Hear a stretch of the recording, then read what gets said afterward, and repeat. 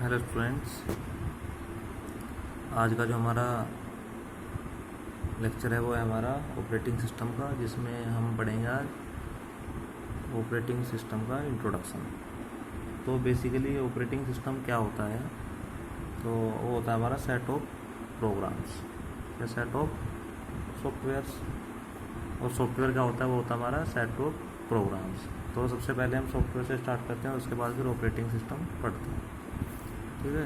क्योंकि operating system क्या है हमारा, बहुत सारे सॉफ्टवेयर से मिलकर बना होता है। और सॉफ्टवेयर क्या होते हैं, बहुत सारे प्रोग्राम से मिलकर एक सॉफ्टवेयर बनता है।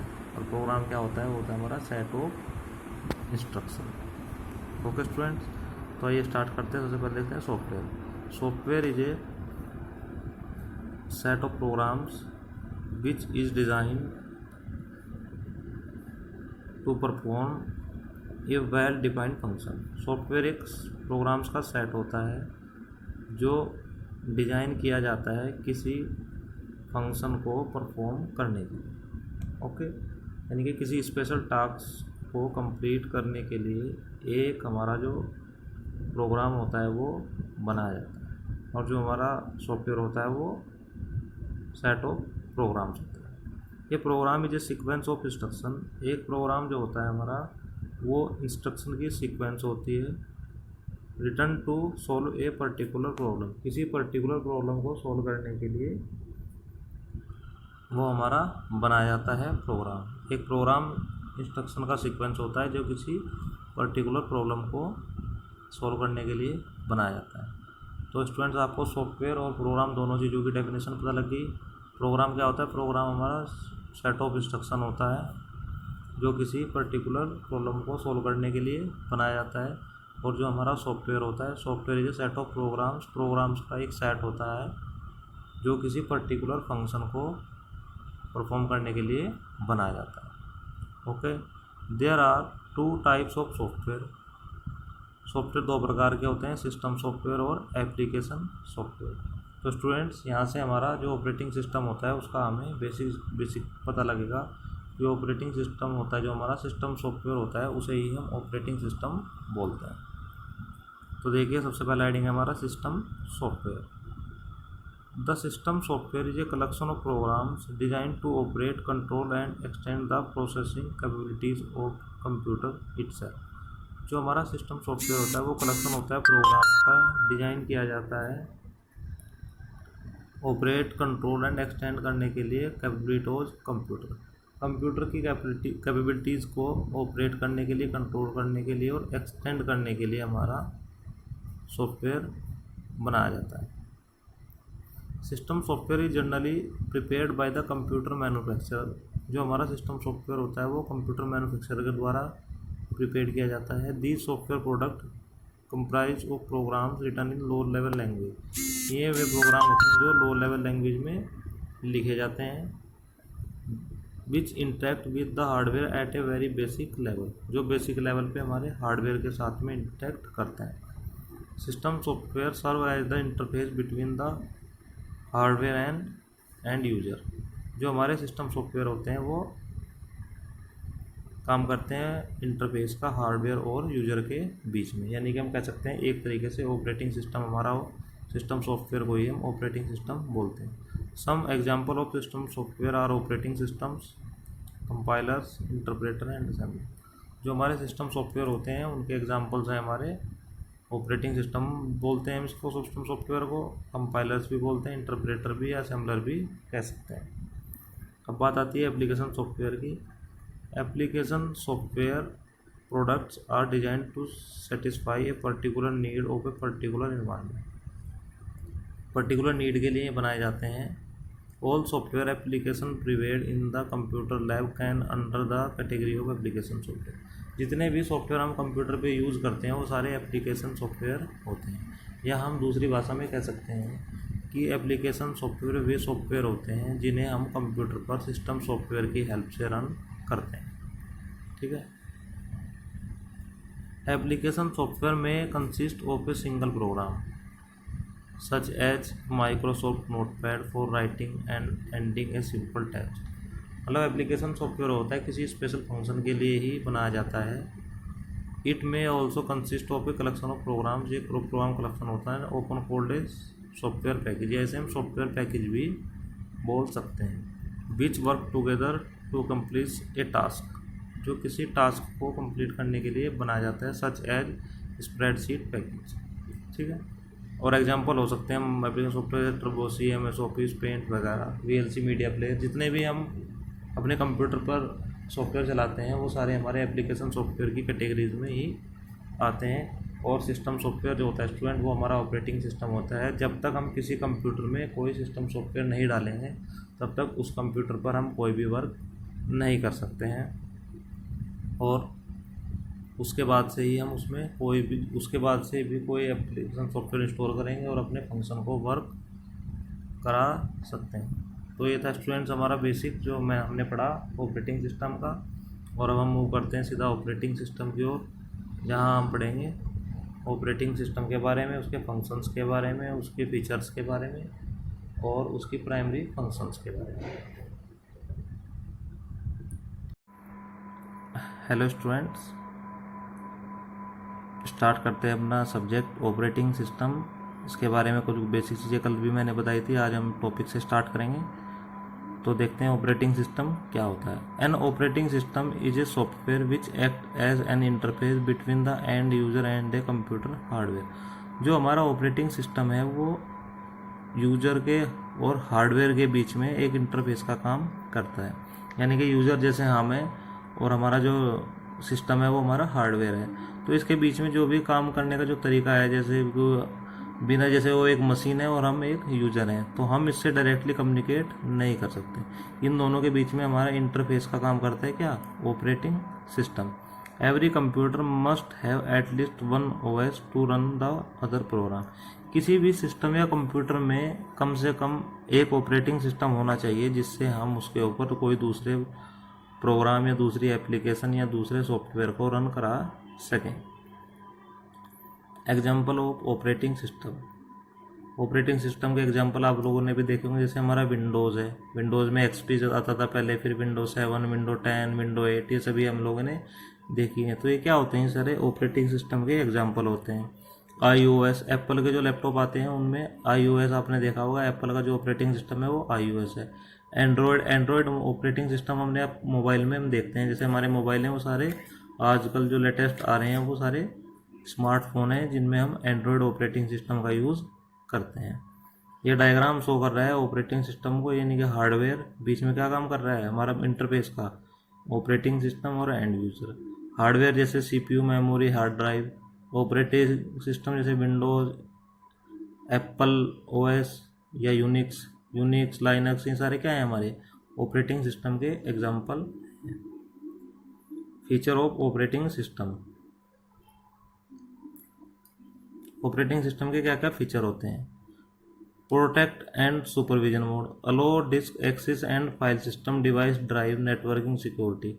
मीन जो कंप्यूटर से संबंधित जितनी भी टास्क हैं वो सारी क्या होते हैं, ऑपरेटिंग सिस्टम के फीचर होते हैं। जैसे कोई प्रोग्राम एग्जीक्यूशन, प्रोग्राम को एग्जीक्यूट कराना किसका फीचर है, ऑपरेटिंग सिस्टम का। Memory management, virtual memory, multitasking, memory को मैनेज करना, फाइल को स्टोर करना, फाइल को एक्सेस करना, फाइल को रीड करना, फाइल को राइट करना, वर्चुअल मेमोरी का कंसेप्ट को करना, मल्टीटास्किंग का यूज करना, ये सारे किसके फीचर हैं, मेमोरी मैनेजमेंट किसके फीचर है, हमारा ऑपरेटिंग सिस्टम का ये फीचर है।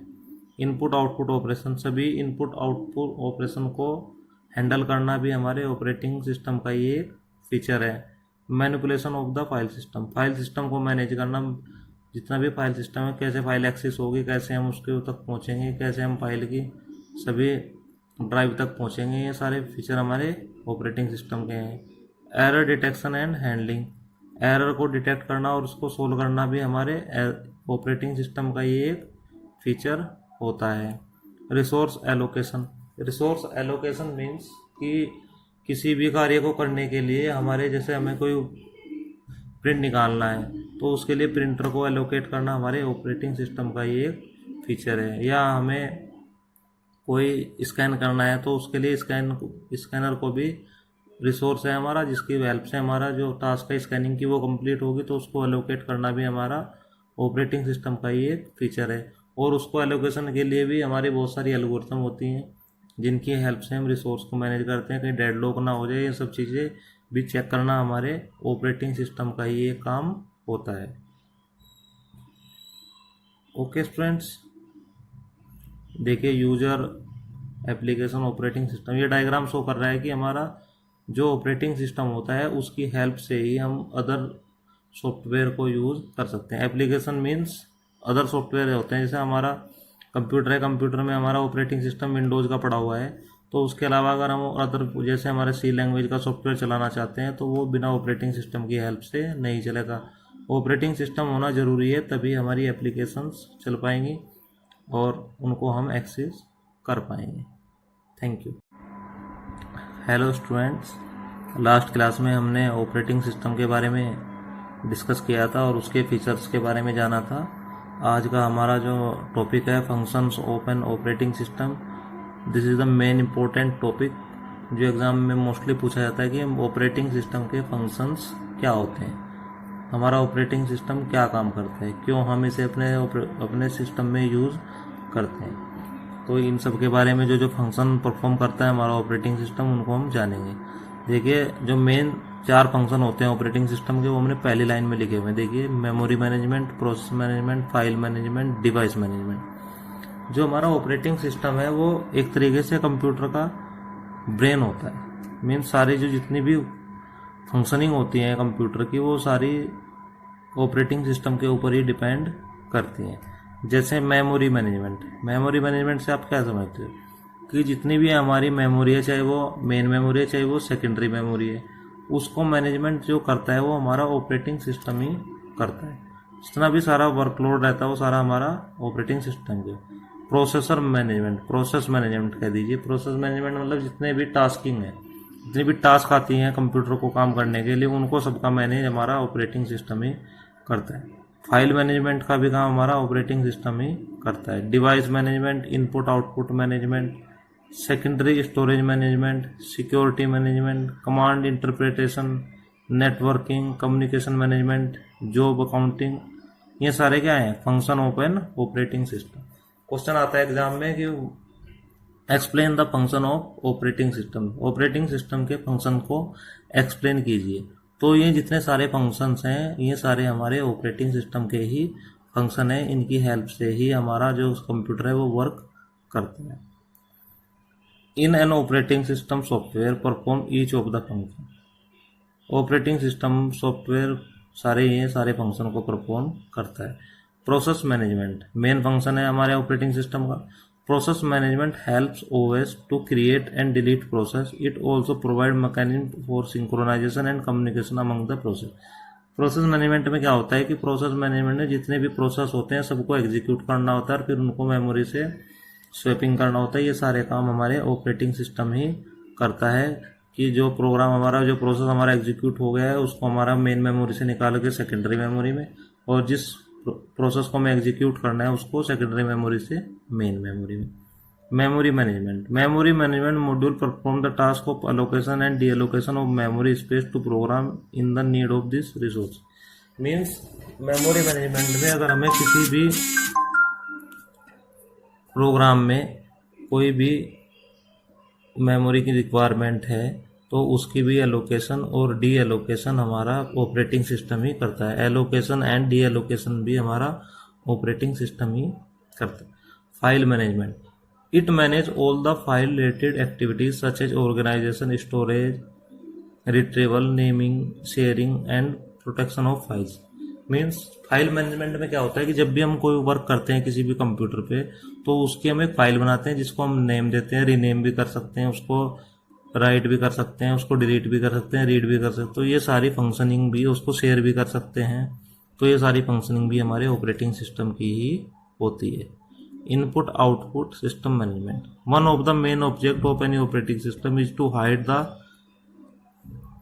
Peculiarities of what hardware device from the user. Means सारी जितनी भी इनपुट आउटपुट डिवाइस का जो मैनेजमेंट होता है, जो कंप्यूटर से रिलेटेड होती हैं, सबको मैनेज करने का काम भी हमारे ऑपरेटिंग सिस्टम का ही होता है।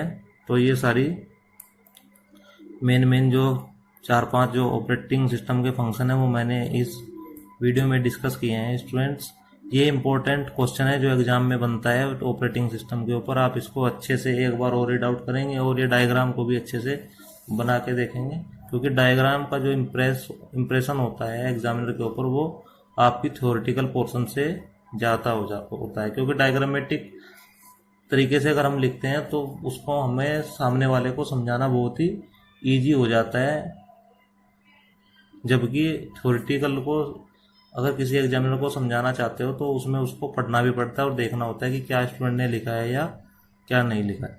तो कोई भी स्टूडेंट्स अगर अपने आंसर को डायग्रामेटिक वे में लिखेगा और उसको हेलो स्टूडेंट्स, आज का हमारा टॉपिक है types of operating system. Last video में मैंने पढ़ा था ऑपरेटिंग सिस्टम क्या होता है, उसके फंक्शंस क्या होते हैं, और आज हम पढ़ेंगे टाइप्स ऑफ ऑपरेटिंग सिस्टम। क्योंकि एग्जाम में क्वेश्चन कभी कभी आ जाता है कि ऑपरेटिंग सिस्टम से आप क्या समझते हो, explain the types of operating system means operating system से आप क्या समझते हो और उसके टाइप्स को एक्सप्लेन कीजिए। तो उसी के बारे में आज हम पढ़ेंगे, टाइप्स ऑफ ऑपरेटिंग सिस्टम। तो सबसे पहला है batch operating system, multitasking oblique time operating system, multi processing operating system, real time operating system, distributed operating system, network operating system, mobile operating system. Batch operating system, सबसे पहले batch operating system क्या होता है कि इसमें क्या करते हैं कि जितने भी हमारे टास्क होते हैं कंप्यूटर सिस्टम के लिए, उनमें से हम जो सिमिलर टाइप्स की जो टास्क होती हैं उनको एक बैच बना लेते हैं और उनको एक साथ प्रोसेस करते हैं। तो ऐसे ऑपरेटिंग सिस्टम को बोलते हैं batch operating system. Some computer processes are very lengthy and time consuming. To speed up the same process, a job with a similar type of needs are batched together and run as a group. Multitasking or time sharing operating system. Time sharing operating system enables people located at a different terminal to use single computer system at the same time. This processor time CPU, which is sharing among multiple users, is termed as time sharing. Real time operating system. A real time operating system time interval to process and respond to input is very small. Example, military software system, space software system. Real time operating system क्या होते हैं कि जो हमारे time के base पे काम करते हैं। जैसे हमारा मिलिट्री का ऑपरेटिंग सिस्टम होता है जिसमें हम कुछ मिसाइल्स होती हैं, जैसे तो मिसाइल्स में क्या होता है जब हम मिसाइल्स को फायर करते हैं तो उसमें टाइम होता है कि ये 1 या 2 मिनट के बाद विस्फोट कर देगी। तो उसमें हम ऐसा ऑपरेटिंग सिस्टम लगाते हैं कि जो 2 या 3 मिनट या जितना भी, तो जैसे मिसाइल्स में होता है कि हम उसको कितने टाइम के बाद हमें उसको फायर करना है। तो ये रियल टाइम ऑपरेटिंग सिस्टम पे बेस्ड होते हैं। जैसे रेलवे रिजर्वेशन सिस्टम होता है कि जो हमारा रिजर्वेशन हो गया वो कितने टाइम के बाद एक्सपायर हो जाएगा या किस डेट से किस डेट के बीच में रहेगा। तो जो जिन भी प्रोसेस में टाइम की लिमिटेशंस होती हैं तो वहाँ पे हम real time operating system use करते हैं। Distributed operating system. Distributed system use many processors located in different machines to provide very fast computation to its user. Means distributing में अगर हम यूज कर रहे हैं तो अलग अलग लोकेशंस के जितने भी कंप्यूटर्स होते हैं उनको भी हम एक्सेस कर सकते हैं. Network operating system. Network operating system runs on a server. एक सर्वर की हेल्प से नेटवर्क के सभी सिस्टम को हम रन कर सकते हैं. It provides the capacity to serve to manage data, user group, security application and other networking function. जितने भी सिस्टम नेटवर्क में कनेक्ट होते हैं उन सभी को हम किसी भी एक सिस्टम से सभी सिस्टम के डाटा को एक्सेस कर सकते हैं, डाटा की शेयरिंग कर सकते हैं, सिक्योरिटी पर्पज की एप्लीकेशंस को भी यूज कर सकते हैं और अदर नेटवर्किंग फंक्शंस को भी हम उसमें यूज कर सकते हैं. नेक्स्ट है हमारा mobile operating system. Mobile operating system are those operating system which is specially that are design to power smartphone, tablets and wearables device. Means जो मोबाइल ऑपरेटिंग सिस्टम है उनका यूज़ हम मोबाइल्स में करते हैं, स्पेशली टैबलेट्स वगैरह में. जैसे हमारे एंड्रॉयड ऑपरेटिंग सिस्टम है वो हमारा मोबाइल के लिए ही डिज़ाइन किया गया ऑपरेटिंग सिस्टम है. जो स्मार्टफोन होते हैं उन्हीं में हम मोबाइल एंड्रॉयड ऑपरेटिंग सिस्टम का यूज़ करते हैं या अदर डिवाइसेस हैं जिनमें हम उसको यूज़ कर सकते हैं. तो ये हमारे टाइप्स ऑफ ऑपरेटिंग सिस्टम्स हैं जिनकी हेल्प से हम अलग अलग तरीके की टास्क को परफॉर्म कर सकते हैं। एग्ज़ाम में काफ़ी टाइम में क्वेश्चन पूछा गया है कि what is operating system, explain its types, और या कभी कभी पूछ लेता है right short on the following, जिसमें क्या करेगा 2-3 ऑपरेटिंग सिस्टम के टाइप्स के नेम दे देगा, उनके ऊपर शॉर्ट नोट्स को लिखने के लिए कहा जाएगा आप लोगों से। तो ये क्वेश्चन आपको 2 या 3 तरीके से घुमा के पूछा जा सकता है, आपको उनको अच्छे से कवर कर लेना है सभी टाइप्स क्वेश्चनों को, और जितने भी ऑपरेटिंग सिस्टम के टाइप्स हैं इनको कवर करना है, और ऑपरेटिंग सिस्टम की डेफिनेशन, उसका डायग्राम वगैरह सभी को आपको अच्छे से तैयार करना है। तो स्टूडेंट्स, ये बेसिक जानकारी थी ऑपरेटिंग सिस्टम के बारे में, जो आपको 2-3 वीडियो में मैंने आपको प्रोवाइड कराई है, और इसके नोट्स भी आप लोगों को भेजे जा चुके हैं, तो आप वहाँ से भी रीड आउट कर सकते हैं। Thank you. हेलो स्टूडेंट्स, आज का हमारा टॉपिक है Linux and Unix. The development of Unix started around 1969 at A&T Bell Labs by Ken Thompson and Dennis Ritchie। जो हमारा लिनक्स और यूनिक्स ऑपरेटिंग सिस्टम है, इसको 1969 में डेवलपमेंट स्टार्ट किया गया था A&T Bell लेबोरेटरीज में by Ken Thompson and Dennis Ritchie. Dennis Ritchie ने हमारा सी लैंग्वेज का भी डेवलपमेंट किया था, यानी कि सी लैंग्वेज को किसने बनाया था, वो बनाया था हमारा डेनिस रिची ने। उसी ने हमारा लाइनक्स और यूनिक्स ऑपरेटिंग सिस्टम है इनको डेवलप किया था। Linux is an open source operating system, it is like window, Mac, Android etcetera. Unix is an also operating system like Linux. जो हमारा यूनिक्स है वो भी लाइनक्स की तरह ही एक ऑपरेटिंग सिस्टम है। It is an commercial operating system. जो यूनिक्स है हमारा वो कमर्शियल ऑपरेटिंग सिस्टम है। It consist of 3 parts, kernel, shell and program. Most of the Unix and Linux commands are similar in nature. जो ज़्यादातर जो commands हैं वो यूनिक्स और लाइनक्स की, वो दोनों लगभग सेम सी हैं। The Unix operating system is a set of program that act as a link between the computer and the user. जो हमारा यूनिक्स ऑपरेटिंग सिस्टम है वो एक प्रोग्राम्स का सेट है जो कंप्यूटर और यूजर के बीच में एक लिंक का काम करता है। Structure of Unix, the computer program that allocate the system resources and coordinate all the details of the computer internals is called the operating system और द कर्नल। जो स्ट्रक्चर है वो हम एक डायग्राम की हेल्प से भी देख सकते हैं।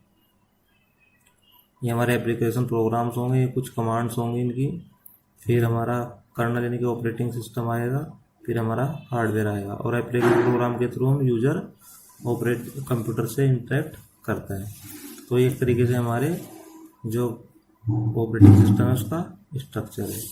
दोनों में हम एक कंपैरिजन देख सकते हैं, क्योंकि कभी कभी क्वेश्चन एग्जाम में हमारा आता है कि what do you mean by Unix and Linux operating system, explain the difference between Unix and Linux.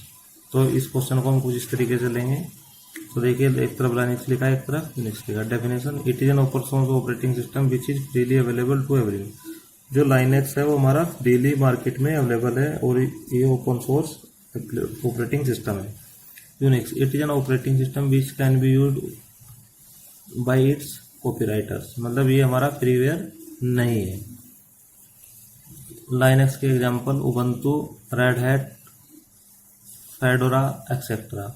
इसके क्या है, IBM, AIX, HPUX and Sun Solaris users. Nowadays Linux is a great demand. Anyone can use Linux, whether a home user, developer or student. ये एक हमारा open source operating system है जिसको कोई भी यूज कर सकता है, चाहे वो हमारा स्टूडेंट है, चाहे वो डेवलपर है, या चाहे वो एक होम यूजर है। It was developed mainly for server, workstation and main frame. ये हम कह सकते हैं ये कमर्शियली यूज होता है। Usages, Linux is use everywhere from server, PC, smartphone, tablet और super computers. It is use in server, workstation and PC. Development, it is an open source. It is developed by sharing and collaboration of codes by worldwide developers. Unix was developed by A&T Lab, various commercial vendors and non-profit organizations. GUI, Linux is command based but some distros provide GUI based liners. ये हमारा वैसे mainly command based operating system है, लेकिन कहीं कहीं इसको GUI based भी है। Initially it was command based OS but later common desktop environment was created. Starting में जो हमारा यूनिक्स था वो कमांड बेस्ड था, लेकिन बाद में कुछ ऐसे डेस्कटॉप बनाए गए जिसको इसने GUI बेस्ड बना दिया। तो हमारे ये कुछ इनके डिफरेंस थे जो हमने इस वीडियो में डिस्कस किए। तो स्टूडेंट मोस्टली क्वेश्चन यही आएगा एग्जाम में कि आप लाइनक्स और यूनिक्स ऑपरेटिंग सिस्टम से क्या समझते हैं, कहाँ इसका यूज होता है, किसने इसको डेवलप किया था, इन दोनों में क्या अंतर है, या इसकी स्ट्रक्चर को समझाइए। तो डायग्राम की हेल्प से आप बिल्कुल समझाएंगे, क्योंकि बिना डायग्राम के मार्क्स पाना मुश्किल होता है स्टूडेंट्स। ये चीज़ें मैंने आपको पहले भी बताई है। तो अगर डायग्राम की हेल्प से हम लिखेंगे तो हमें अच्छे से स्कोर करने में मदद मिलेगी और हमारा जो मार्क्स है वो हमें ज़्यादा पाएंगे। ओके स्टूडेंट, हेलो स्टूडेंट्स, आज का जो हमारा टॉपिक है फाइल मैनेजमेंट ऑपरेटिंग सिस्टम में। तो फाइल मैनेजमेंट क्या होता है उसको पढ़ेंगे, कैसे फाइल को एक्सेस करते हैं, कैसे हम फाइल को एलोकेट करते हैं, उसके बारे में हम पढ़ेंगे। तो सबसे पहले देखते हैं हमारा फाइल होती क्या है। तो हमें पता है कि फाइल क्या होती है, हमारा रिकॉर्ड्स का कलेक्शन होती है। फाइल हमारा क्या होती है, रिकॉर्ड्स का कलेक्शन होती है। तो देखेंगे इसमें a file is a named collection of related information that is recorded on secondary storage such as magnetic disk, magnetic tape and optical disk या हमारी हार्ड डिस्क। मीन्स हम कह सकते हैं जो हमारी फाइल होती है वो रिलेटेड इन्फॉर्मेशन का कलेक्शन होती है जो हमारी सेकेंडरी स्टोरेज में रिकॉर्ड होती है। सेकेंडरी स्टोरेज हमारी होती है magnetic disk, hard disk, optical disk, कुछ भी हो सकती है। In general a file is a sequence of bits, bytes, lines और record whose meaning is defined by the file creator and user. Means file एक हमारी सीक्वेंस होती है, बिट, बाइट, लाइन्स, रिकॉर्ड्स, जो हमारा फाइल को क्रिएट करता है यूजर के द्वारा, उन लाइनों का सीक्वेंस होती है। अब देखो फाइल स्ट्रक्चर। ये file structure should be according to a required format that is the operating system can understand. जो फाइल हमारी होती है वो किसी भी फॉर्मेट में हो सकती है जो हमें चाहिए होती है, जो हमारे ऑपरेटिंग सिस्टम इसको अंडरस्टैंड कर सके। तो हमारी बहुत तरह की फाइल हमारी होती हैं जो हम बनाते हैं। तो देखते हैं, a file has a certain defined structure according to its type. File हमारी स्ट्रक्चर्ड होती है according to its types.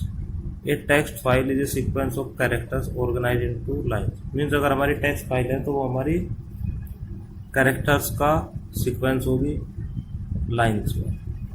Second, a source file is a sequence of procedure and functions. जो अगर हमारी कोई सोर्स फाइल है तो वो हमारी सीक्वेंस होगी प्रोसीजर्स की और फंक्शंस की। An object file is a sequence of bytes organized into blocks that are represented by the machine। अगर कोई हमारी ऑब्जेक्ट फाइल है तो वो सीक्वेंस होगी बाइट्स का जो हमारी ब्लॉक्स में होती है, जिसे ओनली मशीन रीडेबल होती है। मीन्स हमारी जो ऑब्जेक्ट फाइल होती है वो बाइनरी कोड भी हम उसको बोल सकते हैं, जो हमारी ओनली मशीन रीडेबल होती है, जिसे मशीन ही रीड कर सकती है। जो हमारे कंपाइल करने के बाद जो बनती है वो हमारी ऑब्जेक्ट फाइल बनती है जो मशीन रीडेबल होती है। When operating system define different file structure, it also contain the code to support these file structure। हमारा ऑपरेटिंग सिस्टम सभी फाइल्स को रीड करने के लिए सपोर्टेबल फाइल स्ट्रक्चर यूज करते हैं। अब है हमारा file type. File type refer to the ability of operating system to distinguish different type of files such as text file, source file and binary file etc। Means file को distinguish करने के लिए हमारा ऑपरेटिंग सिस्टम यूज करता है। अलग अलग तरह की फाइल हो सकती है, हमारी टेक्स्ट फाइल भी हो सकती है, सोर्स फाइल भी हो सकती है, बाइनरी फाइल्स भी हो सकती है। ओके स्टूडेंट, तो और हम इनको फाइलों को अलग अलग डिस्टिंग्विश करते हैं फाइल एक्सटेंशन से।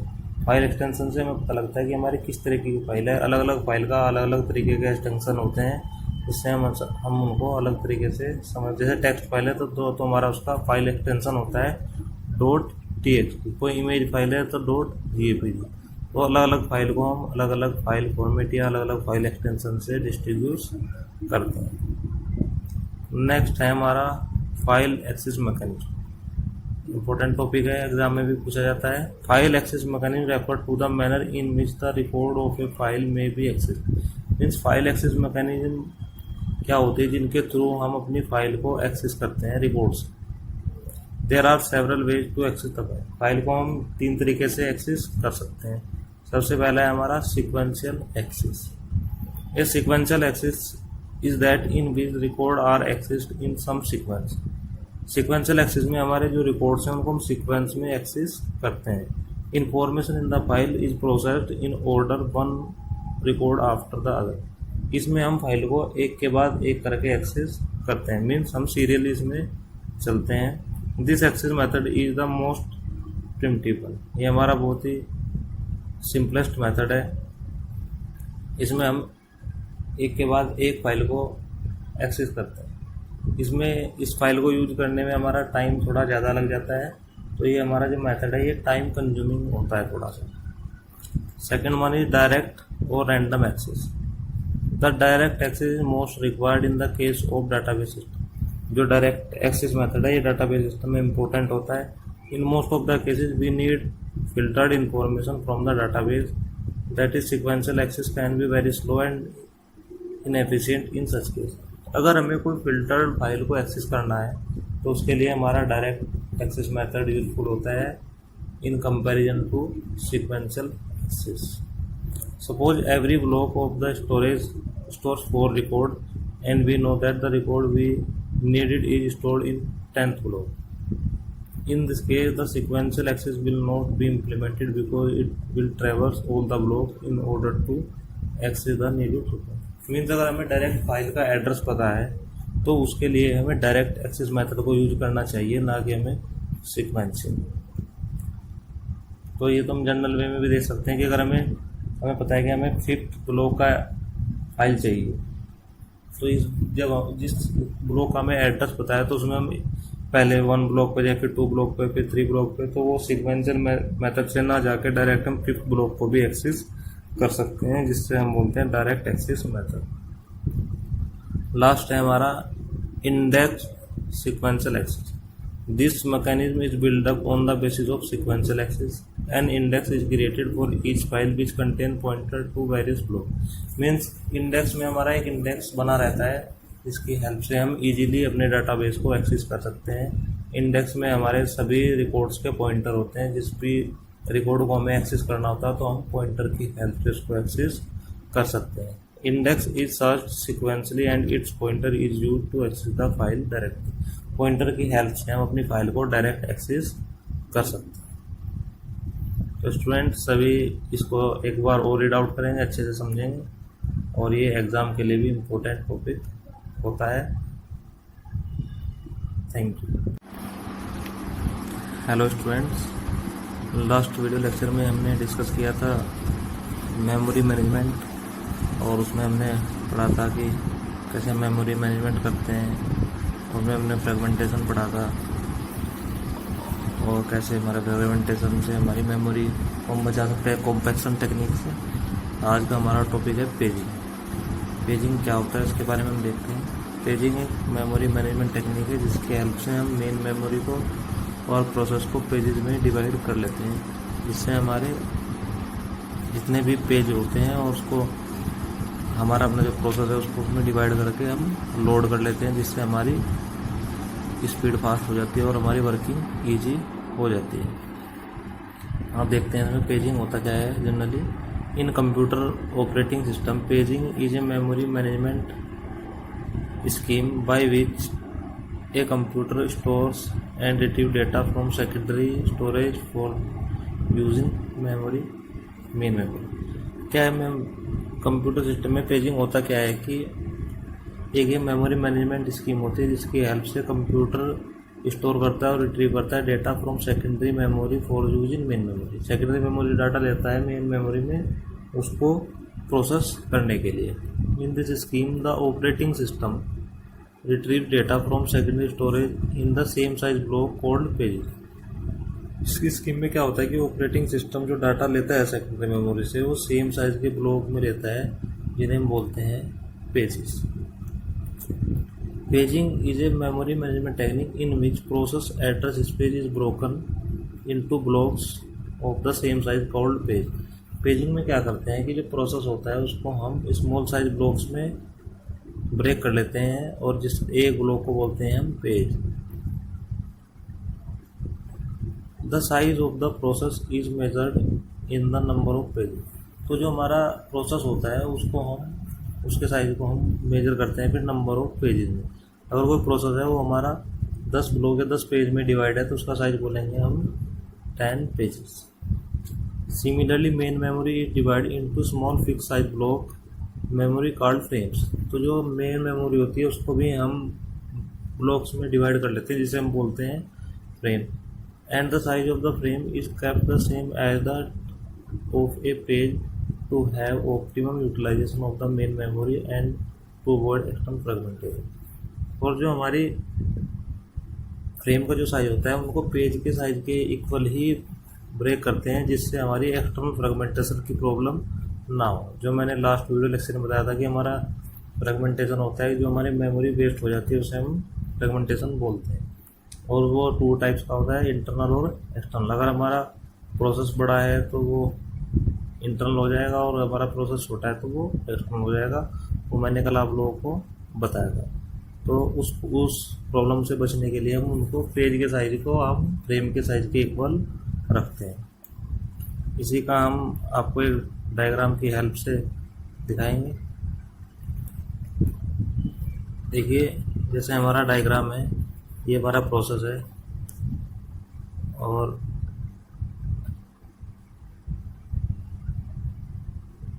ये हमारी मेन मेमोरी है और ये सेकेंडरी मेमोरी है. यहाँ से हम स्वैपिंग करते हैं डाटा की, तब मेन मेमोरी सेकेंडरी मेमोरी में, सेकेंडरी से मेन में. और ये प्रोसेस है, ये मेन मेमोरी.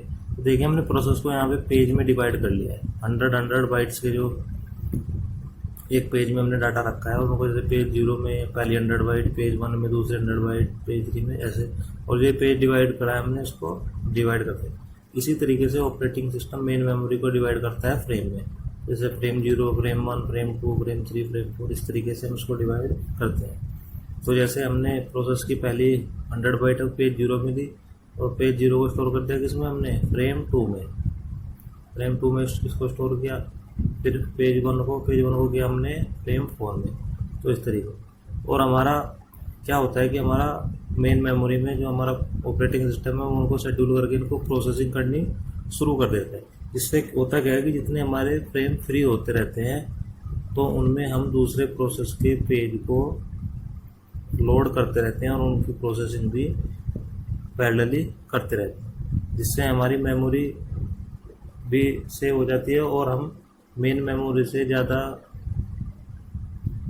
मेमोरी के वर्क को भी हम इसकी हेल्प से, पेजिंग की हेल्प से कर पाते हैं.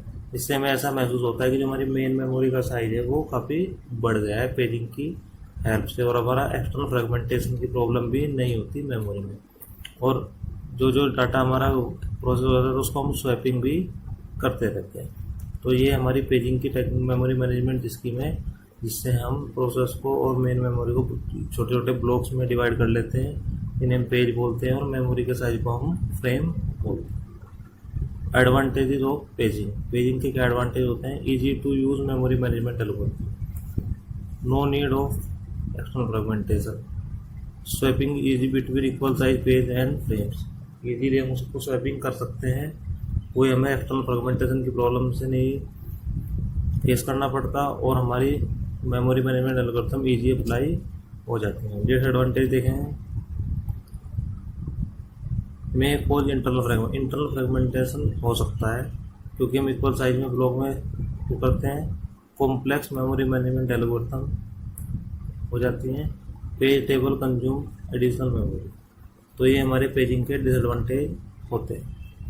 तो स्टूडेंट्स इम्पोर्टेंट टॉपिक है, एग्ज़ाम के पॉइंट ऑफ व्यू से आप इसको अच्छे से कवर करेंगे. Thank you students.